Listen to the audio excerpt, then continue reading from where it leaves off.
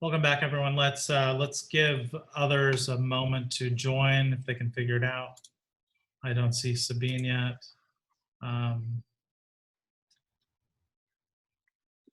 Or a number of others.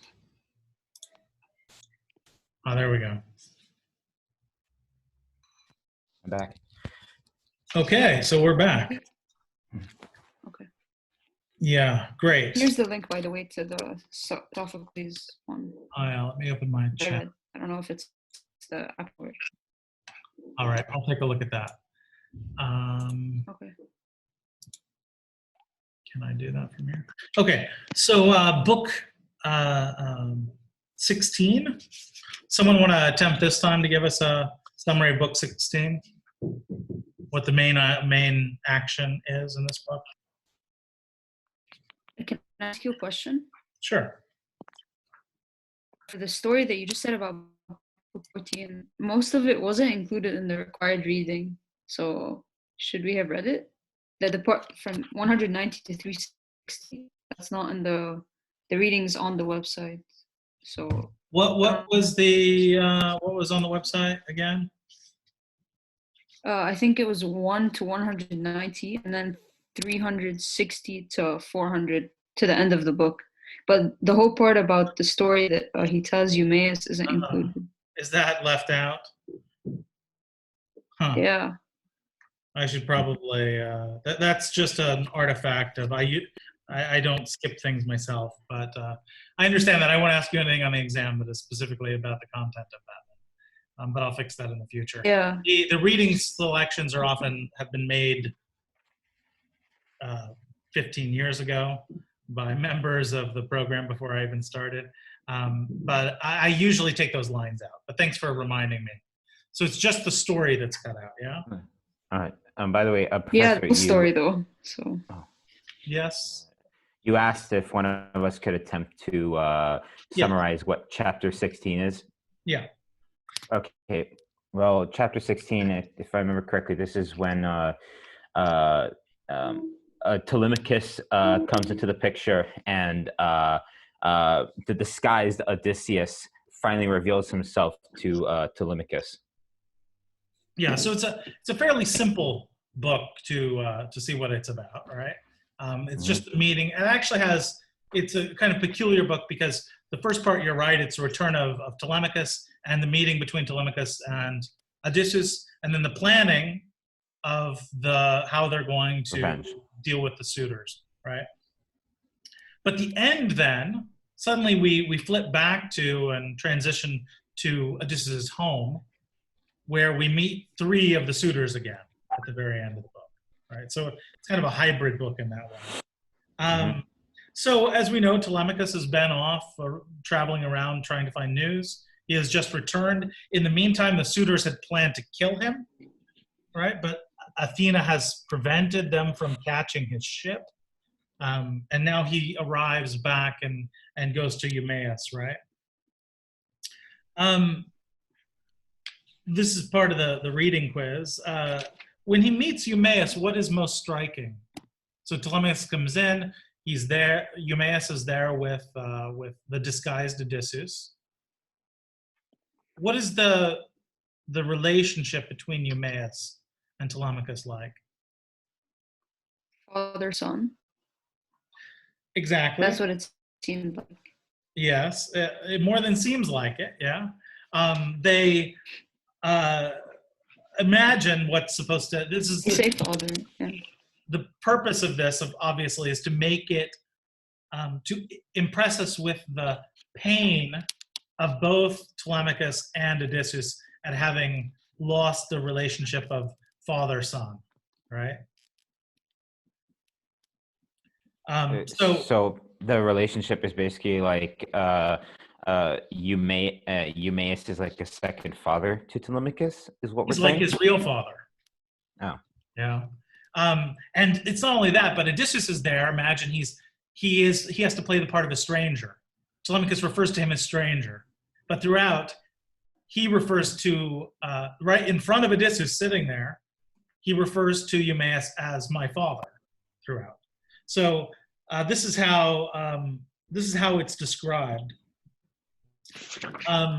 So Telemachus comes in, and then Eumaeus approaches and says, he came up to meet his master and kissed his head and kissed to his beautiful shining eyes and both his hands. And the swelling tear fell from him. And as a father, with heart full of love, welcomes his only grown son, for whose sake he has undergone many hardships when he comes back in the 10th year from a distant journey. So now the noble swineherd, clinging fast to godlike Telemachus, kissed him even as if he had escaped dying. And in a burst of weeping, he spoke to him in winged words. You have come, Telemachus, sweet light. I thought I would never see you again when you had gone in the ship to Pylos. But come now into the house, dear child, so that I can pleasure my heart with looking at you again when you are inside. What is the irony in that passage? There are two pieces of irony, two separate pieces of irony in the passage. First is the simile, right? Eumaeus greets Telemachus like what? His son. Like a father, like a son. Yes, but there's much more detail than that. It's very specific.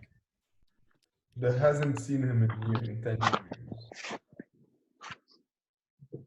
As a father welcomes not only his son, but his only and his grown son, for whose sake he has undergone many hardships when he comes back in the 10th year from a distant journey. Who is that? Odysseus is coming back from 20 years. Yes. Right. So Eumaeus loves Telemachus in the way and greets him with the kind of emotion that Odysseus would have for him returning, right? Also, It's at the nice. same time, sorry, if I may, like at the same time, Telemachus, he has to deal with these suitors that don't practice Ania, and that basically are like if Odysseus never comes home, he would never consider any of these guys a father. So Eumaeus is basically the only person he would actually consider family, because he's loyal to Odysseus's family. Yes. Did any of you detect the second piece of irony there? How was the first one irony though? Is it? Well, it's a loose word use of the word irony, but you were there in the presence of Odysseus, who has returned, and the simile that describes Odysseus perfectly is not applied to Odysseus, but is applied to the swineherd and his emotion for Telemachus. So I guess in this case it's kind of irony in the sense that it's the opposite of what you expect. You would have expected that to be a description of Odysseus, but it's not being applied. Right? And I also see it as like foreshadowing. Maybe it might be a kind of foreshadowing, but it's certainly striking that the simile that is chosen is not just the simile of someone who loves someone, but it specifically describes, without naming Odysseus, right? It could have said he greets his grown son as Odysseus felt, or would have felt towards him, but without naming Odysseus, gives an exact description of Odysseus' situation, right? After 10 years, his only son and his only grown son, right? It couldn't be more specific. The second piece is this last part. He kisses Telemachus as if Telemachus had escaped dying, right? As if Telemachus had escaped dying. Has Telemachus escaped dying? Yes. He just did, but Eumaeus doesn't know it. Right? Athena, the suitors were trying to kill Telemachus as he returned from his trip, and Athena thwarted that. Right? But Eumaeus doesn't know that. But yet in this description we're told he kissed him as if Telemachus had escaped dying. Right? This is what Odysseus, disguised as a stranger, has to observe, right? He sees it in front of him clearly. He's never, and you think about the situation of Telemachus, he's never seen Odysseus. He's never had a father aside from Eumaeus. Even his grandfather, who would usually serve as a father, is not serving as a father. So Laertes is off, mourning for the loss of Odysseus this whole time. Also, Odysseus has never had a son, right? He's essentially lost. He'll never have his son's childhood. That's lost forever to him. And he gets to see, or is forced to watch, the bond that has been created between Telemachus and Eumaeus during all that time, a bond that he can never truly have. We'll see that when he and Telemachus, when he tells Telemachus who he is, it's not in a close fatherly way initially, right? They approach each other as if strangers who don't know each other. Again, in the next passage, this is why I said to Sabine, it's not as if he's his father. He refers to him as father, right? Page 214. Then thoughtful Telemachus said to him in answer, so it shall be, my father, right? Then he talks about how great it is to see him and so on. And then again, further down the page, 241, line 57, then at last Telemachus questioned the noble swineherd, Father, where did this stranger come from? How did the sailors bring him to Ithaca? Right? So he refers to Odysseus as a stranger and Eumaeus as his father. That's also striking because Eumaeus is a slave. Just in the previous part where it said Telemachus approached Eumaeus approached Telemachus, it says he came up to meet his master. It's a very strange situation. Telemachus is his master, and yet Telemachus regards him as his father, right? That kind of also shows you the depth of the problem of the loss of Odysseus. He's been reduced to having as his father someone who, properly speaking, is his property. Eumaeus is his property, right? Okay, so he tells Eumaeus, or Eumaeus tells Telemachus the story of Odysseus, that Odysseus told him, right, of who he is, the lie. He gives him another version, or a shorter version of the lie. Telemachus says that they will greet him happily and give him gifts and a tunic and a mantle and sandals and all the things that he should want. And then they decide that Eumaeus should go to Penelope in order to give her a message that Telemachus has returned. And this creates the possibility for Athena to take Odysseus aside and to tell him it is now time for him to reveal himself to Telemachus. Now, Athena again causes trouble. What does she do? She causes trouble here.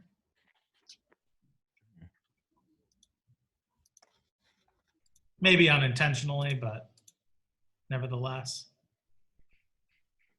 What does she do to Odysseus when she takes him aside?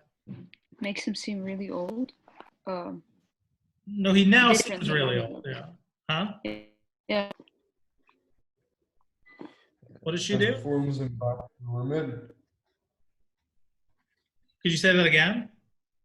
She transforms him back to normal as a. If only she had done that, but she didn't. Yeah. She makes him look younger than he should be, more handsome and taller. She always does this. And so Telemachus says, you must be a god, you're not. This same thing that happened in front of Nausicaa, remember? Not only did Athena turn him back into or change the way he looked, but she made him look so good that Nausicaa was suspicious that he wasn't even a man, but was instead a god, right? If this is correct, page 244, 172. So spoke Athena, and with her golden wand she tapped him. First she made that mantle and the tunic that covered his chest turn bright and clean. She increased his strength and stature. His dark color turned back to him again, his jaw firm. So basically he just made it, turned him, like the same way she did for like Nausicaa. Yeah. And as in most cases, she overdoes it, I believe, right? Makes his beard dark again, and so on. He should be a fairly old man, anyways. Makes him look too perfect. Too young, yeah. Not so they couldn't be his father. We know this also because later when Odysseus meets Eurycleia, remember Eurycleia the nanny, who washes his feet when he speaks to Penelope, she's commenting on the old beggar and says, "My master must be much like you are now." Right? He should be, and maybe not poor, maybe not unhandsome, but he should be an older man, probably in his, at least in his 50s or 60s, right? So he shouldn't be a young, spry, black-bearded fellow as he's turned into. So she transforms him back, and Telemachus's response. So Odysseus, let's see. So he spoke, and with her goal, so going on from where you did that, his beloved son was astonished and turned his eyes in the other direction, fearing this must be a god, and spoke aloud to him and addressed him in winged words. Suddenly you have changed, my friend, from what you were formerly. Your skin is no longer as it was. You have other clothing. Surely you are one of the gods who hold high heaven. Be gracious then, so we shall give you favored offerings and golden gifts that have been well wrought. Only be merciful. Odysseus says, I'm not a god. Why would you call me a god? But I am your father, for whose sake you are always grieving as you look for violence from others and endure hardships, right? So he spoke and kissed his son, and tears running down his cheeks splashed on the ground. Until now, he was always unyielding, right? So this is the first point at which Odysseus breaks his composure. But Odysseus, or Telemachus, is still incredulous. No, you are not Odysseus, my father, but some divinity beguiles me, so that I must grieve the more and be sorry. For no man who is mortal could ever have so contrived it by his own mind alone, not unless some immortal, descending on him in person, were likely to make him a younger or an older man. For even now you are an old man in unseemly clothing, but now you resemble one of the gods who hold wide heaven. So that makes sense, does it not? That Odysseus' son, although Odysseus' son, Telemachus often shows to be less clever and more honest than Odysseus. Still, he's not, like we'll see Penelope as well, she's suspicious. They're all suspicious because they know, our father is a great liar.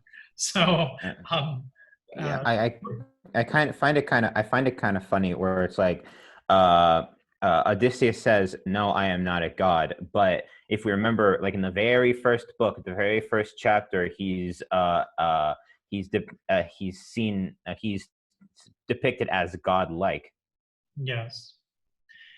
I find that kind of funny. It often seems to be, I don't know what it is in this text, but at several points when he speaks to people and they don't respond exactly the way he wants them to, he seems to be frustrated, right? It's kind of an odd way he responds. No, I am not a god. Why liken me to the immortals, right? It's kind of like when Agamemnon asked him about Orestes, his son, and Odysseus' response, why do you babble so emptily, right? Well, I've got things I want to do and talk about. Let's talk about my things and not about what concerns you. But as Telemachus is suspicious, how does Odysseus persuade him that he is his father? This is on page 245. Yeah? Go ahead, Sabine. Mostly explains where he's and Troy and the story of what brought him here. Well, does he later say anything about Troy? But mostly like the story of the fakes, and that's what He doesn't tell him later, but this is not how he persuades him. The answer, I think, it's in the paragraph starting 200, line 201 on page 245. The answer is he doesn't persuade him, right? He doesn't just mentions Athena. Okay. He just says, it does not become you to wonder too much at your own father when he is here. Shame on you for questioning me, right? And then he just puts it very brutally. No other Odysseus will ever come back to you. That's your situation. As we know, no father, as we heard earlier in the first book, no father truly knows, or no son truly knows his father. It just is as if embracing that and saying, you have no choice. You either accept me as Odysseus, maybe I'm Odysseus, maybe I'm not Odysseus. But no other Odysseus will ever come back to you. So you had better accept me. It's not becoming for you to question me. But here I am, and I am as you see me, and after hardships and suffering, much as I have come in the 20th year back to my own country. But here you see the work of Athena, the giver of plunder. And he explains she has made him look better than he is. Telemachus just accepts. And then we get another one of these long similes to describe their crying in each other's arms, right? Hassan, do you want to read the simile? Okay. So he spoke, then sat down again. But now Telemachus folded his great father in his arms and lamented, shedding tears, and desire for mourning rose in both of them. And they cried shrill in a pulsing voice, even more than the outcry of birds, ospreys, or vultures with hooked claws, whose children were stolen away by the men of the fields before their wings grew strong, such as their pitiful cry and their tears their eyes wept. So he's compared to, yeah, that's fine. That's the simile. Mm-hmm. So I think he's basically comparing himself to the cries of a bird, of a mama bird who just lost their chicks. Yes.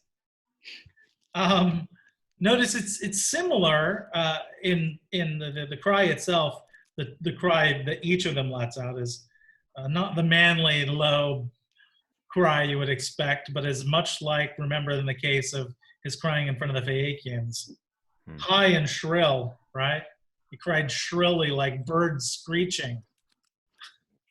It's like oh, he's like, oh, I'm Odysseus, I'm strong, I'm godlike. Once he sees his son Telemachus, I miss you so much.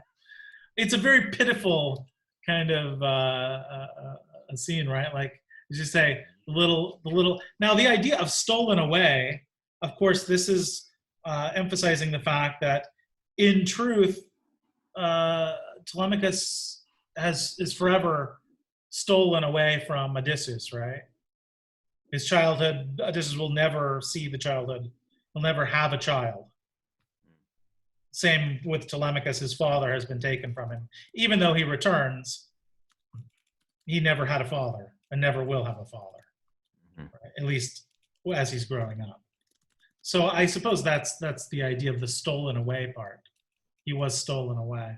Such was their pitiful cry and the tears their eyes wept. Now Odysseus then goes on, as Sabine noted, to tell a little bit of the backstory of the Phaeacians and how he came to be at Eumaeus's house. Then they plan how they're going to deal with the suitors, right? The details are not too important, except that on page 247, this is where Odysseus passes on to Telemachus the kind of challenge that Athena had presented Odysseus himself with. Remember, the main challenge of the second part is Odysseus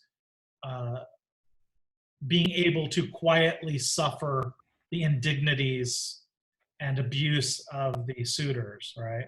And then Telemachus tells him, at a later time when the swineherd shall take me to the city, and I shall look like a dismal vagabond and an old man. But if they maltreat me within the house, and let the dear heart in you even endure it, though I suffer outrage, even if they drag me by my feet through the palace to throw me out of it, or pelt me with missiles, you must still look on and endure it, though indeed you may speak to them with soft words and entreat them to give over their mad behavior, right? So he has to suffer the same kind of indignity as so vicariously as Odysseus. Telemachus is worried that they're going to be able to take on. He says, "I've heard that Odysseus tells him that they're going to kill all the suitors together and ambush them." And Telemachus is worried because he says, "As great as I've heard you are, as my father, and as kind of mythically powerful and a great warrior you are, still it's too much. It's too big of an idea, unless we have some god to help us." And then Odysseus tells him, "Well, we will have. In fact, Athena has promised to help us in slaying the suitors." Then there is, as I said, at the end of this book, a transition back to Odysseus's palace, where we meet the three suitors again. Who are the three suitors? Three main. Antinos. And I forgot their names. Is one of them an Amphinomus? Amphinomus, yes. You've been looking at the reading quiz. I've actually got some notes right here. Yeah. I picked him out for a particular reason. So it's Antinous, Amphinomus, and Eurymachus. Right? These are the three suitors, or the three lovely names. Yes, the three worst of the suitors. Back in Odysseus's house, they're all sitting together, of course, as they do, feasting. They've just returned from attempting to intercept Telemachus and kill him, and they're expressing their frustrations at the fact that somehow he managed to get away. We know how that somehow is. Odysseus, Penelope hid his ship in a cloud and allowed it to pass through where they couldn't see it. So then Antinous, thereupon Antinous, son of Eupeithes, addressed them. "It is shameful how the gods got this man clear of misfortune. In the daylight we sat watching along the windy headways, always succeeding each other, but when the sun set we never lay through the night on the dry land, but always on the open water, cruising in a fast ship. We waited for the divine dawn, watching to ambush Telemachus, so that we could cut him off. But all the time some divinity brought him home.